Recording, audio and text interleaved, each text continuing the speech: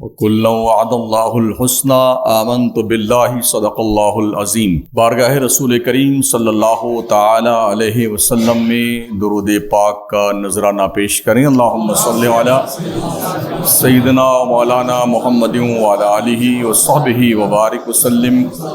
صلاۃ و سلام علیک سیدی یا رسول اللہ، علیک الصلاۃ والسلام۔ خطبہ مشرفہ کی بات قرآن پاک کی ایک آیت شریفہ میں نے تلاوت کی ہے۔ اللہ تبارک و تعالیٰ نے کے لیے سنی اس جامع آیت مسجد مبارکہ میں یوٹیوب ان چینل کو خوش ضرور نصیب سبسکرائب کریں۔ انسانوں سے جنت کا وعدہ فرمایا ہے جنہوں نے آقا کریم صلی اللہ تعالی علیہ وسلم کی صحابیت کا شرف حاصل کیا ہے۔ اللہ فرماتا ہے وَكُلًّا وَعَدَ اللَّهُ الْحُسْنَى، اللہ نے ہر صحابی نبی سے جنت کا وعدہ فرمایا ہے۔ اسی آیت مبارکہ کے تناظر میں نے گزشتہ جمعۃ المبارکہ کو افضل الخلق بعد الانبیاء والمرسلین سیدنا حضرت ابو بکر صدیق رضی اللہ تعالی عنہ کی حیات طیبہ سے کچھ گوشے آپ کی خدمت میں ہم نے پیش کیے تھے، اور کچھ آج اسی تناظر میں پھر گفتگو کرنے کا میں شرف حاصل کرنا چاہتا ہوں۔ حضرت صدیق اکبر حضور کے سب سے معتمد اور ذمہ دار، جن کو آقا کریم صلی اللہ تعالی علیہ وسلم نے سفر، حضر، خلوت، جلوت ہر جگہ اپنے ساتھ رکھا، اور ان سے بڑا رازدار حضور کا دوسرا کوئی نہیں۔ حضرت ابو بکر صدیق حافظ قرآن بھی تھے، کاتب وحی بھی تھے، بہت اچھے شاعر تھے۔ شعر کہنا عربوں کی گھٹی میں پلایا ہوا تھا۔ مرد، عورتیں، بچے، بوڑھے فی البدی عربی میں اشعار کہا کرتے تھے۔ تو عربی زبان پر قادر الکلام ہونے کی بنیاد پر وہاں کا مزاج جو شعر و سخن کا تھا، اس حوالے سے لوگ اپنے اشعار کو لکھنے کے بعد کعبہ کے دیوار پہ لٹکایا کرتے تھے، اس چیلنج کے لیے کہ ہے کوئی جو میرے مد مقابل میں ایسا شعر کہہ سکتا ہے۔ تو یہ مقابلہ آرائی ہوتی تھی اس دور میں شعر گوئی کی کہ ہم سے بہتر شعر کون لکھ سکتا اور کہہ سکتا ہے۔ آج کی تاریخ میں شعر گوئی کے لیے کچھ ضابطے اور اصول ہیں۔ بنیادی طور پر شعر کہنے کے لیے 3 اصول ہیں: تخیل، کائنات کا مطالعہ، تلاش الفاظ۔ بہت سوچنے کا نام شاعری ہے۔ ہر دم آدمی سوچتا رہے یہ شعر میں نے بنایا ہے تو اس میں ایک حرف کم ہو گیا ہے، اس میں ایک زیادہ ہو گیا ہے، تو یہ بحر کے مطابق ہے یا بحر سے گرا ہوا ہے یا کیا ہے کیا نہیں ہے، تو اس کو سوچتا رہے۔ شاعری کی پہلی جو سیڑھی ہے وہ یہ ہے تخیل، سوچنا۔ دوسری جو ضروری چیز ہے شاعری کے لیے وہ ہے کائنات کا مطالعہ۔ دنیا کو آپ دیکھیے، پڑھیے، دنیا میں ہو کیا رہا ہے اس پر نظر رکھیے۔ یہ شعر گوئی کے لیے سیکنڈ جو ہے ضروری چیز ہے۔ اور تیسری چیز ہے تلاش الفاظ۔ لفظ کا سلیکشن کیسے کرنا ہے، کہاں کرنا ہے کہ سننے والا ہمارے شعر کہنے میں کوئی نقطہ نہ رکھ پائے۔ تو یہ 3 بنیادی اصول ہیں شعر کہنے کے اور شاعر بننے کے لیے۔ یہ ہو جانے کے بعد کسی استاد کی ضرورت پڑتی ہے کہ قدم لڑکھڑائیں اگر شاعر مہودے کے تو استاد صاحب سنبھال لیں۔ مگر جو عربستان کے شعر گوئی کا مزاج رہا ہے نا، وہ فطری تھا ان کا۔ لوگ ماں کے پیٹ سے شاعر پیدا ہوتے تھے، انہیں کوئی ضابطہ نہیں سیکھنا ہوتا تھا، اور ایک ایک بیٹھک میں وہ ایک دو نہیں، فی البدی درجنوں شعر کہہ جاتے تھے، ایسے شاعر۔ اسی بنیاد پر عرب کے لوگ پوری دنیا کو گونگا کہتے تھے، یہ سب اجمی لوگ ہیں، گونگے ہیں۔ تو شاعری کے معیار پر بھی حضرت ابوبکر صدیق کا مقام بڑا اونچا رہا ہے۔ کہتے تو بہت کم شعر تھے، بولتے کم تھے، سوچتے زیادہ تھے، ملت کی فکر زیادہ تھی۔ جو کماتے تھے اس زمانے میں بھی، جب آپ ایمان نہیں لائے تھے، اپنے مال کا 5واں حصہ جو کماتے تھے نا، وہ 5واں حصہ غریبوں کے لیے انہوں نے اس زمانے میں فکس کر رکھتا تھا، یہ 5واں حصہ ان کو ہم غریبوں پہ خرچ کریں گے، صدقہ کریں گے۔ فطرت میں یکسانیت ہونے کی بنیاد پر حضور کے قریب ہوئے تھے کہ جس ماحول کو بدلنے کے لیے آمنہ کا لال جلوہ گر ہوا تھا اور جس ماحول میں برائیوں کا دورہ تھا، دبدبا تھا، اس ماحول سے ہر شریف النفس انسان پریشان تھا، جس میں صف اول میں حضرت ابوبکر صدیق کا نام تھا۔ مکے کے برے ماحول سے وہ بھی تنگ آئے ہوئے تھے، بہت پریشان تھے، غریبوں کی، مظلوموں کی داد رسی کرنا۔ اور مکہ میں کسی بھی خاندان کا نسب جو ہوتا نسب، اس نسب کے حافظ تھے۔ اگر یہ بتا دیا جاتا کہ آپ کو شمس الدین قادری کا نسب بیان کرنا ہے تو ہمارا حسب نسب پچھلے درجنوں لوگ سے اخیر تک نقطے تک ان کو زبانی یاد تھا مکہ کے لوگوں کا شجر نسب۔ پہلے زمانے میں لوگ جب رشتہ کرتے تھے نا تو بہت کچھ دیکھا کرتے تھے، خاندان کیسا ہے، اس کی ہڈیاں کیسی ہیں، کوئی ایسی بیماری تو اس خاندان میں نہیں رہی ہے کہ اگر ہم رشتہ کریں وہاں پر تو یہ بیماری ہماری بچی میں یا بچے میں سرایت کر جائے، یہ سب دیکھا کرتے تھے۔ مگر جب سے لوگ پگلا گئے ہیں نا موبائل کے بےہودگی کی بنیاد پر اور ویسٹرن کلچر کی بے حیائی اور آوارگی کی بنیاد پر جب سے لوگ پگلائے ہیں نا تو یہ سارے اصول دھرے کے دھرے رہ گئے۔ جذبات میں ایسے ایسے لوگ فیصلے کر لیتے ہیں کہ پچھتاتے نہیں بنتا ہے لوگوں۔ خیر، میں عرض کر رہا تھا حضرت صدیق اکبر رضی اللہ تعالیٰ عنہ فی البدیع شاعر تھے۔ اس دور میں لکھنا یہ بہت بڑی بات تھی۔ ہمارے نبی کی تشریف آوری سے پہلے لوگوں کو لکھنا پڑھنا نہیں آتا تھا۔ حضور صلی اللہ تعالی علیہ وسلم کے اعلان نبوت کے وقت میں چند لوگ لکھنا پڑھنا جانتے تھے، چند لوگ، بڑی قدر و منزلت تھی ان لکھنے پڑھنے والوں کی۔ اسی بنیاد پر آقا کریم صلی اللہ تعالی وسلم نے بدر کے قیدی جب پکڑ کے لائے گئے تھے مدینے میں تو یہ آپ نے فرمایا تھا، حضرت ابوبکر صدیق کی رائے کو اہمیت دی تھی۔ جب بدر میں قیدی پکڑ کے لائے گئے، 70 کو مارا تھا مسلمانوں نے، فنا فنار کیا تھا، جس میں ابو جہل بھی تھا، ولید تھا، عتبہ تھا، شیبہ تھا، جتنے گھاک قسم کے گنڈے موالی مکہ کے جو بڑے بدماش تھے نا، جن کا توتی بولتا تھا بدماشی میں، ان سب کو بدر کے میدان میں دبے کچلے غریب مسلمانوں نے بڑی ذلت کی موت مارا تھا۔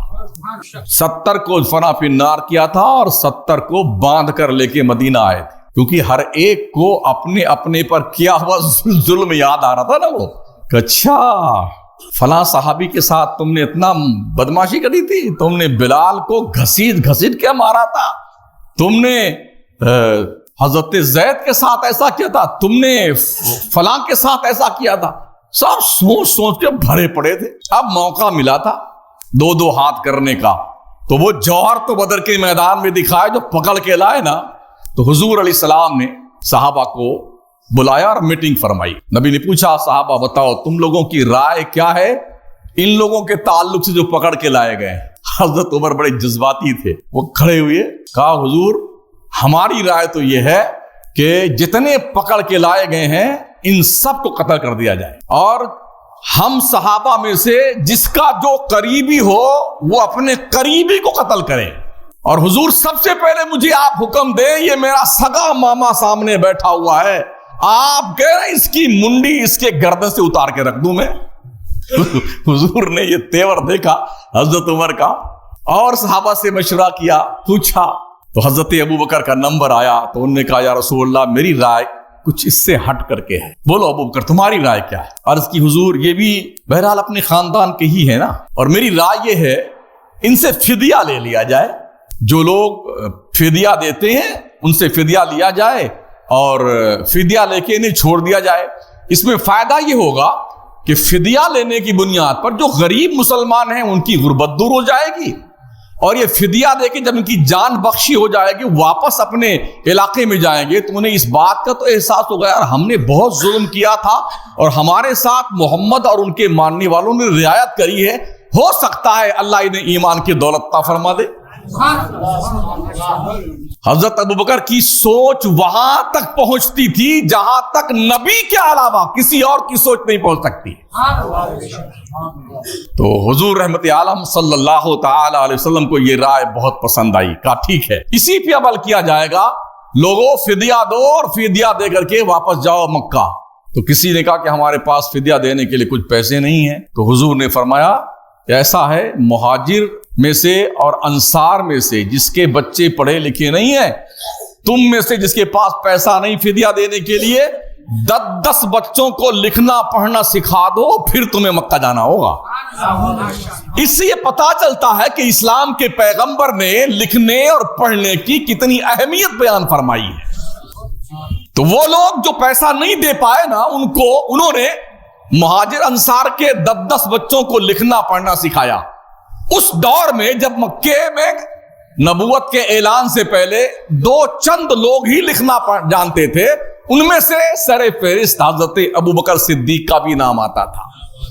یہ وحی الہی کے کاتب بھی رہے ہیں، اتنے بڑے مفسر تھے، قرآن کی تفسیر بیان فرمانے والے. جہاں لوگ الجھ جاتے تھے، اس الجھی ہوئی بات کو سلجھانے کا کام حضرت ابوبکر انجام دیا کرتے تھے. سرکار کے مزاج کو پہچاننے کا حق جو حضرت ابوبکر کو تھا وہ کسی اور کے پاس نہیں تھا. حضور جو بولتے مزاج شناس رسول تھے، وہ سرکار بولا کرتے تھے اور حضرت ابوبکر بہت جلدی سمجھ جایا کرتے تھے. پیارے رسول کریم صلی اللہ تعالی علیہ وسلم کے پیارے دیوانوں، حضرت علی سے کسی نے پوچھا، بتائیے علی سب سے زیادہ بہادر کون تھا صحابہ کی جماعت میں؟ ہم کیا کہتے ہیں؟ اوہو شاہ مردہ، شیر یزدہ، قوت پروردگار، لا فتح الا علی، لا سیف الا ذوالفقار.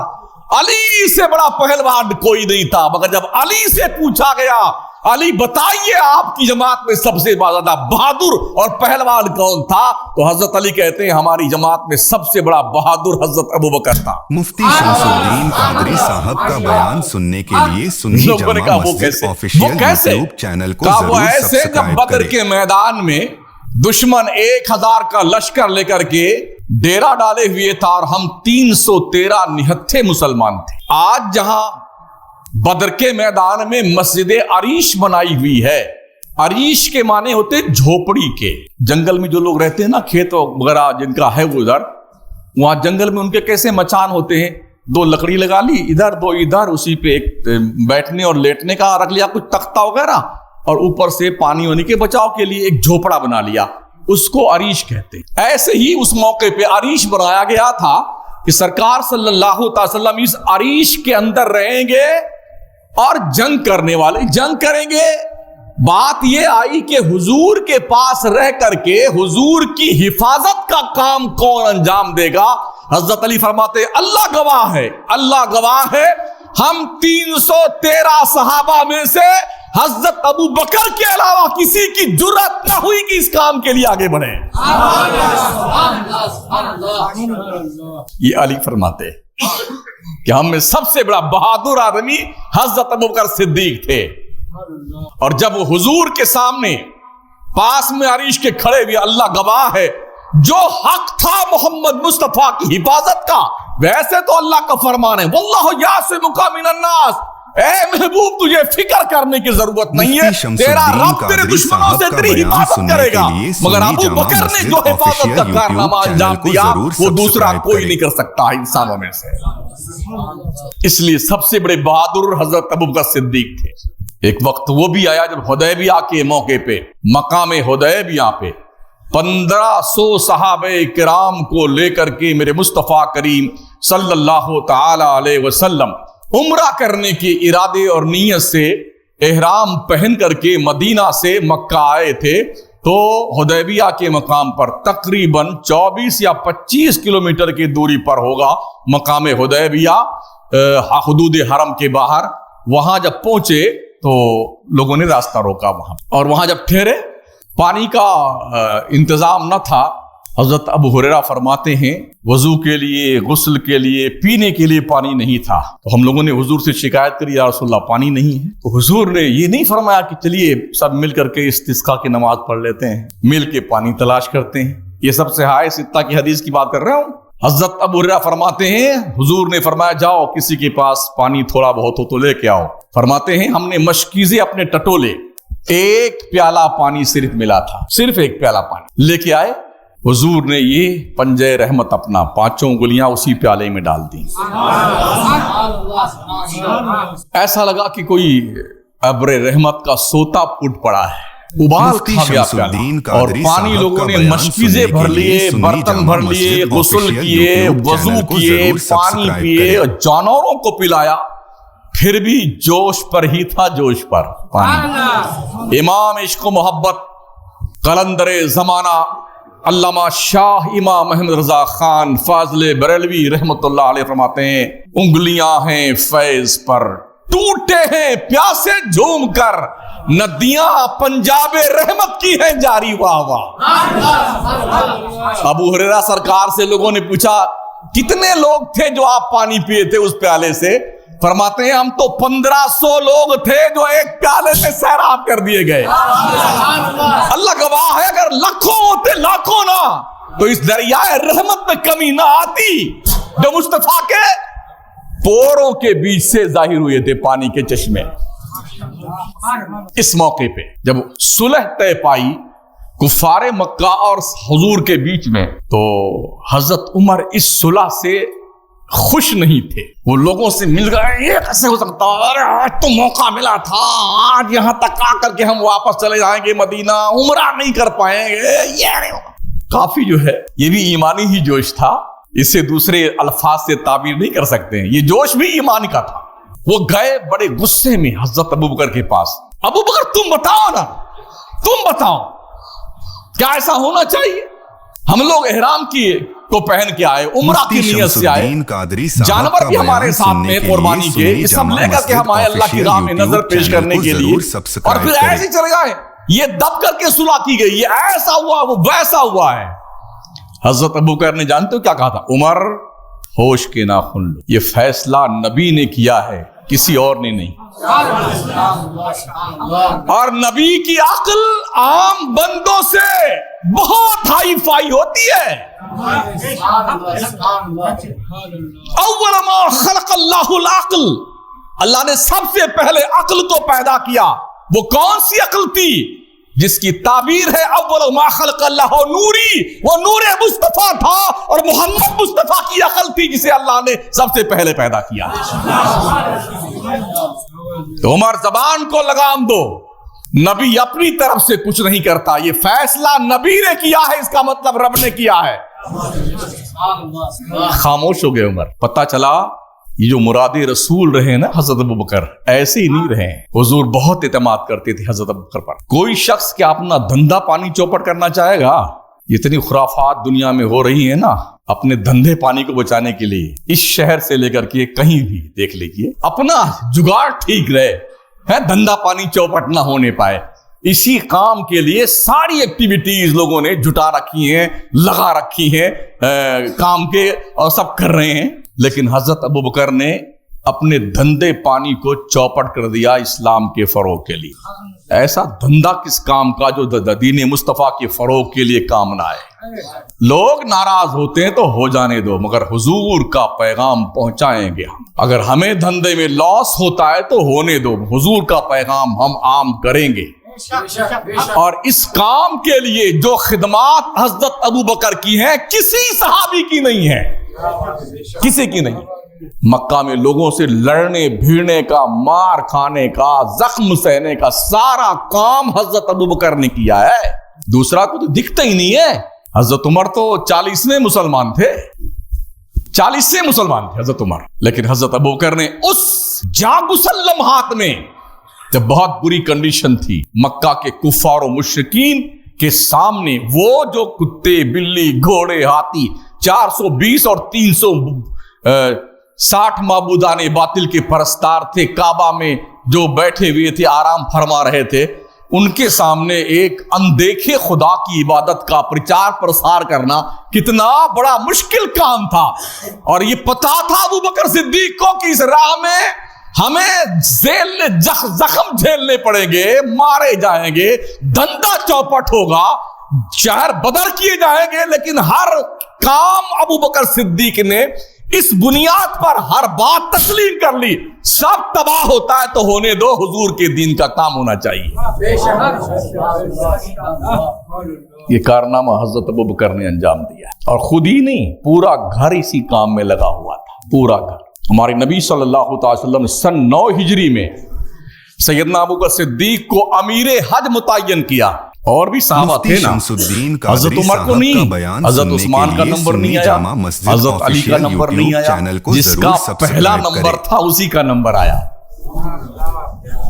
میرے نبی نے حضرت ابو بکر کو کہا ابو بکر تمہیں امیر حج متعین کیا جاتا ہے، گویا نبی نے اشارہ دیا کہ میرے بعد ابو بکر ہی کا نمبر ہے۔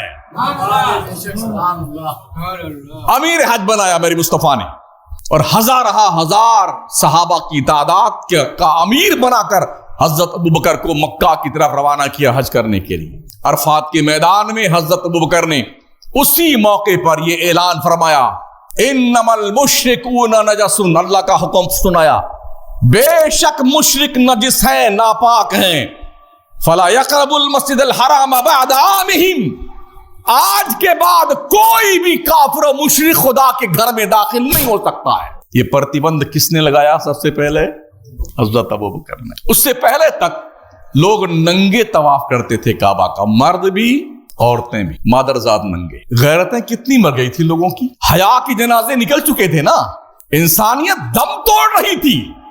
جس وقت اسلام کو پاور ملا اللہ کی طرف سے، تو سب سے پہلے اسی بے حیائی کے اوپر قدغن لگایا گیا۔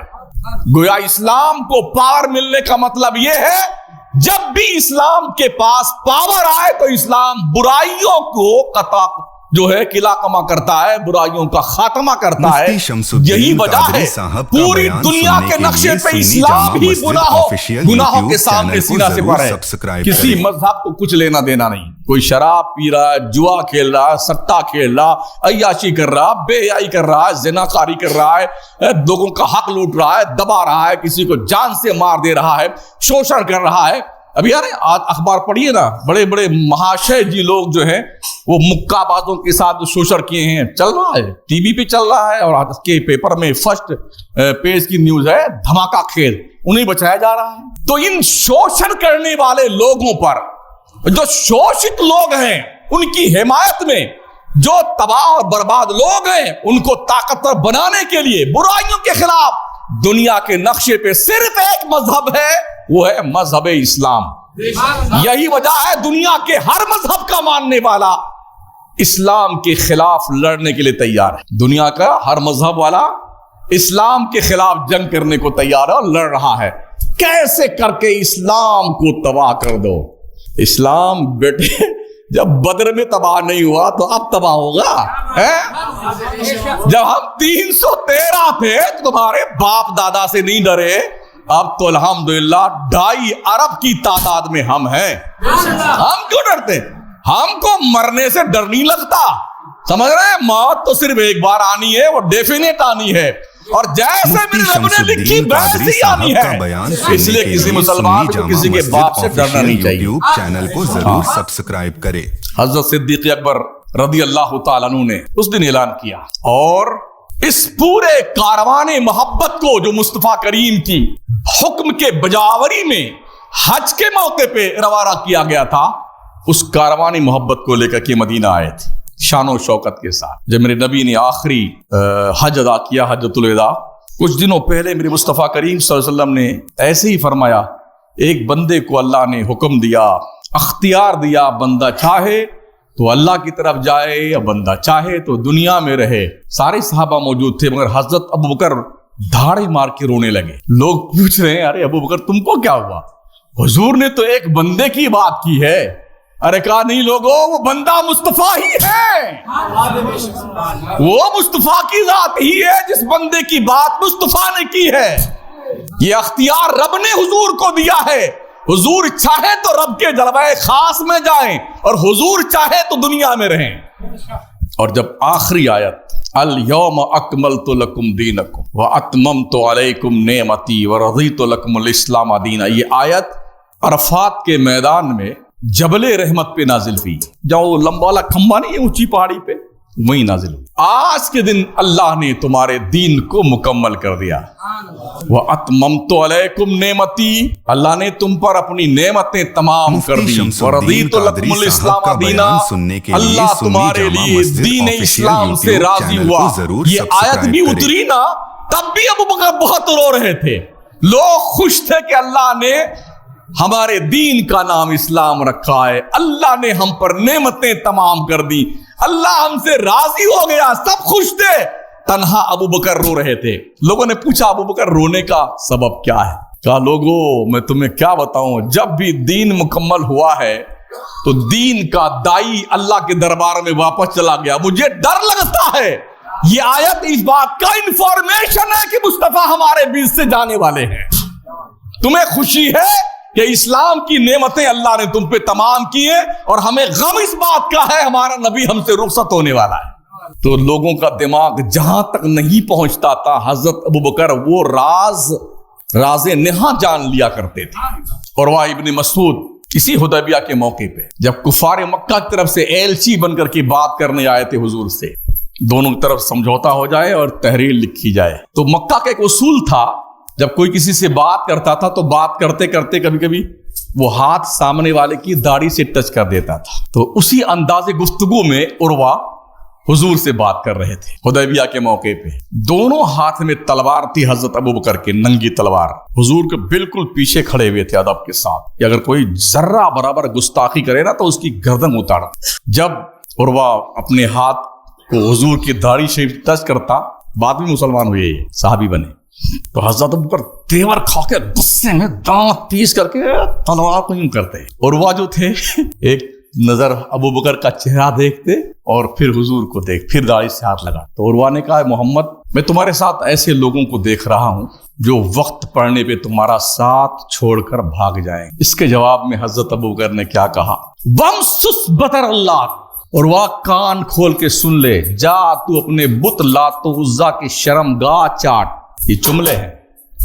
اللہ کی عزت کی قسم, جب تک غلامان مصطفیٰ کے جسم میں خون کا آخری قطرہ ہے تب تک ہم حضور کے آگے سے, پیچھے سے, دائیں سے, بائیں سے رہیں گے. لاشیں بچھ جائیں گی پھر کبھی نمبر آئے گا. کیا بات کرتا ہے, یہ ایمان کا تقاضا حضرت ابوبکر کا تھا. ایسے یہ پہلے خلیفہ نہیں بنائے گئے. حضرت صدیق اکبر رضی اللہ عنہ, حضور کا وصال ہوا نا تو اس وقت آپ مدینے میں نہیں, غالباً مقام سخ میں تھے. خبر لگی جلدی سے آئے. کوہرام مچا ہوا تھا شہر مدینہ میں. حضرت عمر نے تلوار نکال لی, ننگی تلوار. اگر کسی نے کہا کہ محمد کا انتقال ہو گیا, قسم رب کعبہ کی گردن اڑا دوں گا اس کی. بڑا کٹھن لمحہ تھا یہ. صحابہ سراسیمہ سے ہو گئے تھے. حضرت ابوبکر آئے, حجرے عائشہ میں گئے, چادر یمنی ہٹائی رخ زیبا سے, حضور کی پیشانی کو بوسا دیا. کہتے ہیں یا رسول اللہ آپ پر میرے ماں باپ قربان, آپ کی زندگی بھی بہت اچھی تھی, آپ کی موت بھی بڑی پیاری ہے. ڈھک دیا چہرہ. دیکھا تو عمر مسجد نبوی میں خطاب کر رہے ہیں, تلوار نکال للکار للکار کر کے. سارے صحابہ ان کی تقریر سن رہے ہیں. کہا اگر کسی نے کہا نا کہ محمد کا انتقال ہو گیا, قسم اللہ کی مار دوں گا گردن اس کی. ہمارے حضور زندہ ہے, الحمدللہ زندہ تو ہیں ہی, ہاں زندہ ہمارے حضور ہیں. جس طرح سے ملاقات کرنے کے لیے کچھ انبیاء عیسیٰ پیغمبر گئے اللہ کے یہاں واپس آئیں گے, حضرت ابوبکر گئے, ان کو سمجھانا چاہا مگر وہ جوش غضب میں بھرے ہوئے تھے, کچھ سنا ہی نہیں انہوں نے. تو حضرت ابوبکر بہت جادو بیان تھے, جب خطاب کرتے تھے نا لگتا تھا ہونٹوں سے پھول جھڑ رہے ہیں. ممبر نبوی کے قریب آئے, خطاب کرنا شروع کیا, اور خطاب کرتے کرتے ارشاد میں وما محمد الا رسول, محمد اللہ کے رسول ہیں, قد خلت من قبلہ الرسول, اور جو اللہ کی عبادت کرتا تھا وہ اللہ اب بھی حی و قیوم ہے اور ہمیشہ کے لیے حی و قیوم. سبسکرائب کریں. تو جب یہ آیت سنی نا وما محمد الا رسول قد خلت من قبلہ الرسول, تو حضرت عمر اور دوسرے صحابہ کہتے ہیں ایسا لگا مجھے کہ جیسے میں نے اس سے پہلے یہ آیت سنی ہی نہیں تھی. حضرت ابوبکر کے اس طرح تشریح کرنے پر ہمارے ہوش و حواس واپس اپنے حال پہ آئے, اور پھر ہمیں یقین ہو گیا ہمارے نبی ہمارے بیچ سے رخصت ہو گئے. اس موقع پر قوم کی صحیح رہنمائی اور لوگوں کو سنبھال کر رکھنے کے لیے اللہ نے جس ذات کا سلیکشن کیا وہ کوئی اور نہیں تھا, حضرت ابوبکر تھے. 3 دن لگ گئے حضور کے بارے میں یہ فیصلہ لینے میں کہ حضور کو کہاں پر رکھا جائے. یہ بات صحابہ کے بیچ میں جھگڑے کا سبب بننے والی تھی کہ حضور کو رکھا کہاں جائے. یہ حدیث حضرت ابو بکر نے روایت کی کہ میں نے حضور سے اپنے کانوں سے فرماتے ہوئے سنا، حضور نے فرمایا اپنے کانوں سے میں نے سنا کہ روئے زمین پر کوئی نبی وہی وصال کرتا ہے جہاں اسے دفن ہونا ہوتا ہے۔ تو حجر عائشہ ہی میں سرکار کا وصال ہوا تھا اور سرکار کو حجر عائشہ میں ہی جنت نشین کیا گیا۔ اس موقع پر بھی جب صحابہ میں جھگڑا ہو جانے کی نوبت تھی تو حضرت ابو بکر نے قوم کو سنبھالا۔ وقت بھی آیا، ادھر سرکار کا جسد ناز رکھا ہوا ہے، ادھر قبیلہ بنی ساعدہ میں حضرت سعد ابن عبادہ جو انصاریوں کے بڑے معزز فرد تھے، حضور کے صحابی تھے، یہ بحث چھڑ گئی کہ حضور کا تو انتقال ہو گیا، اب خلیفہ کون بنے گا؟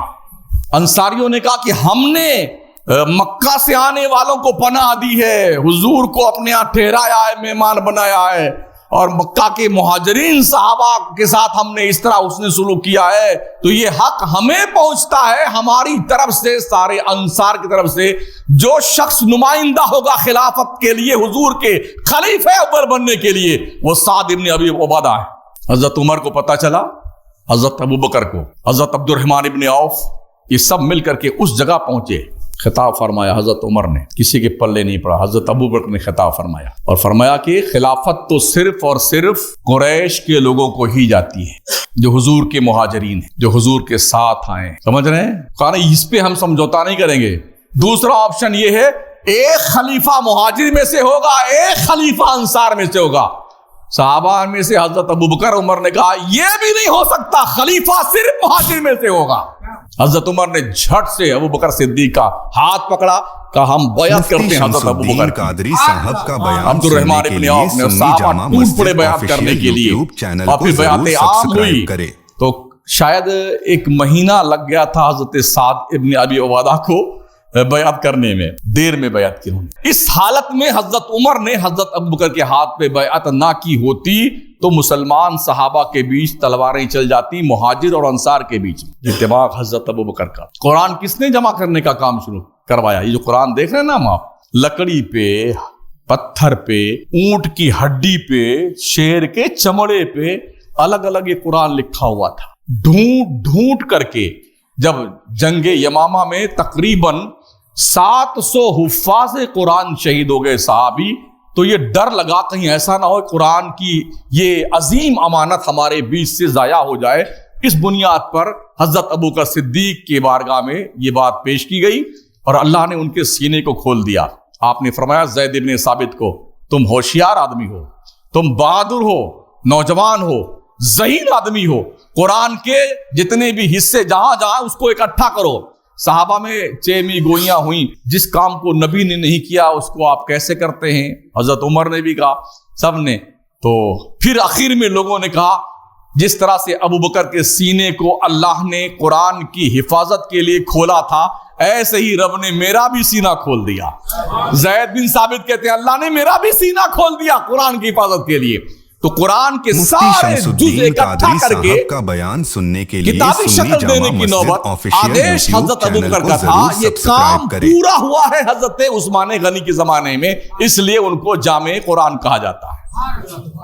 حضور کا انتقال ہوا نا، حضرت اسامہ بن زید کو میرے نبی نے ایک لشکر کا کمانڈر بنا کر کے ملک شام کی طرف روانہ کیا تھا، اس لیے کہ شامی لوگ تیاری میں تھے کہ مدینہ پہ چڑھائی کر دیں۔ حضور نے ان کو بھیجا، ابھی وہ ایک منزل پہ گئے تھے، ٹھہرے تھے، ادھر سرکار کا انتقال ہو گیا، کشمکش کی کنڈیشن تھی، وہ وہاں ٹھہرے ہوئے تھے، یہاں 3 دن سرکار کا جسد ناز رکھا رہا۔ پھر صحابہ نے کہا کہ کیا کیا جائے؟ کہا اسامہ کے لشکر کو واپس بلا لو۔ حضرت ابو بکر نے کہا جس لشکر کو محمد مصطفیٰ نے روانہ کیا ہے، ابو قحافہ کے بیٹے کی یہ مجال نہیں اس لشکر کو واپس کر لے، وہ لشکر تو جائے گا۔ یہ پیغام سنتے ہی کہ مدینہ میں میرے نبی کا انتقال ہوا نا، تو مدینہ کے قرب و جوار میں دور دراز تک لوگ مرتد ہونے شروع ہو گئے۔ جو بھی نئے نئے مسلمان ہوئے تھے نا، وہ واپس کنورٹ ہونے لگے۔ کچھ ایسے خبیث قسم کے کتے لوگ تھے جنہوں نے نبی ہونے کا اعلان کر دیا۔ مرد تو اعلان کر ہی رہے تھے، عورتیں بھی نبی کا اعلان کرنے لگ گئیں۔ کچھ نے زکات دینے سے انکار کر دیا۔ ایک ایسی سچویشن آئی تھی شہر مدینہ میں کہ مملکت اسلامیہ کو بچا کر رکھنا یہ بہت اہم مسئلہ تھا. اللہ نے جس ذات کو اس کام کے لیے منتخب کیا وہ ابو بکر صدیق کی ذات تھی. ادھر مانعین زکات سے مقابلہ, ادھر مرتدین اسلام سے مقابلہ. لشکر اسامہ کو روانہ کیا, اور کس انداز سے روانہ کیا؟ اونٹ کی نکیل پکڑ کر کے حضرت ابو بکر صدیق چل رہے تھے پیدل, اسامہ اونٹ کے پیٹھ پہ بیٹھے ہوئے تھے. بار بار حضرت اسامہ کہتے حضرت آپ بھی سوار ہو جائیں یا میں نیچے اتر آتا ہوں. صدیق اکبر نے کہا اسامہ میرے نبی نے تمہیں سوار کیا ہے تو تمہیں سوار ہی رہنا ہے, اور میں اس لیے پیدل چلتا ہوں اللہ کی راہ میں جانے والے مجاہدین کے پیروں کی خاک اگر ابو بکر کے حصے میں آتی ہے تو یہ میری بخشش و نجات کے لیے کافی ہوگا. ایسے ہی وہ افضل الخلق بعد الانبیاء والمرسلین نہیں ہے. 2 سال 7 مہینے کی مدت میں حضرت ابو بکر نے قسم رب کعبہ کی, جب میں نے صدیق اکبر سرکار کی جیونی پڑھی, ہسٹری پڑھی, ان کے حیات طیبہ کا جائزہ لیا نا, پڑھنا شروع کیا, دوسرا کوئی ہوتا نا تو اس کام کو انجام نہیں دے سکتا تھا. یہ سلیکشن رب کی طرف سے تھا حضرت ابو بکر کا کہ 2 سال 7 مہینے میں ان سارے منکرین زکات, سارے مرتدین اور وہ جنہوں نے نبوت کے دعوے کیے تھے اور ملک شام تک چاروں طرف ایک طرفہ لڑائی لڑی ہے, چاروں طرف چوطرفہ لڑائی لڑی اور سب کو زیر کیا ہے, اور ہر ایک کو باضابطہ طور پر ٹھیک کرنے کے بعد 2 سال 7 مہینے کے اندر اللہ کی بارگاہ کی طرف روانہ ہوئی. کھاتے کیا؟ وظیفہ متعین تھا نا بیت المال سے. بیوی نے کہا کہ شوہر نامدار کوئی چیز, میٹھی چیز کھانے کو جی کرتا ہے. کہا دیکھیے ہم کو جو تنخواہ ملتی ہے نا بیت المال سے, وہ تو تم کو پتا ہے, اس میں تو ہم تم کو زیادہ پیسہ دے نہیں سکتے ہیں. کہ اگر آپ اجازت دیں تو جو روزانہ ہمیں ملتا ہے نا وظیفہ, اسی میں سے تھوڑا بچا کے رکھیں گے, اور جب تھوڑا سا پیسہ جمع ہو جائے گا تو کوئی میٹھی چیز منگا کے پکا لیں گے. کہا ٹھیک. انہوں نے بچا کے رکھنا شروع کیا. عورتوں کی عادت ہوتی ہے نا, اگر آپ نے 100 روپیہ دیا ہے گھر کے خرچہ کے لیے تو 90 تو خرچ کے 10 بجا لیں گی. وہ اچھی بات ہے, کوئی دقت نہیں, اس سے منع نہیں کرتا ہے. تو انہوں نے بھی ایسا کیا. تو صدیق اکبر سے ایک دن کہا کہ شوہر نامدار وہ کچھ پیسے اکٹھے ہو گئے ہیں تو اب کوئی میٹھی چیز بنانے کا جی کرتا ہے تو آپ سامان لے آئیے. فرماتے تجربہ سے یہ بات ثابت ہوئی ہے, اتنا پیسہ ہر روز مجھے زیادہ ملتا تھا, وہ سارا پیسہ اٹھایا بیت المال میں جمع کر دیا, اور اپنے تنخواہ میں سے اتنا پیسہ ہر دن کے لیے کم کر دیا. سوچئے حضرت ابو بکر صدیق رضی اللہ تعالیٰ عنہ نے سب کا قلعہ خما کر دیا, اور ایسی لگائی نہ ایک کی, کسی کی جرات نہ ہوئی کہ پھر سر اٹھا سکے. تو یہ کردار پاکیزہ رہا ہے حضرت ابو بکر صدیق رضی اللہ تعالیٰ عنہ کا ہے. ابھی بھی بہت سارے معاملات باقی ہیں, اللہ چاہے گا تو پھر کبھی. وہ 3 باقی ہے نا ابھی, ارے یاد ہے؟ ہاں تو وہ 3 اس کے بارے میں پھر بیان کیا جائے گا.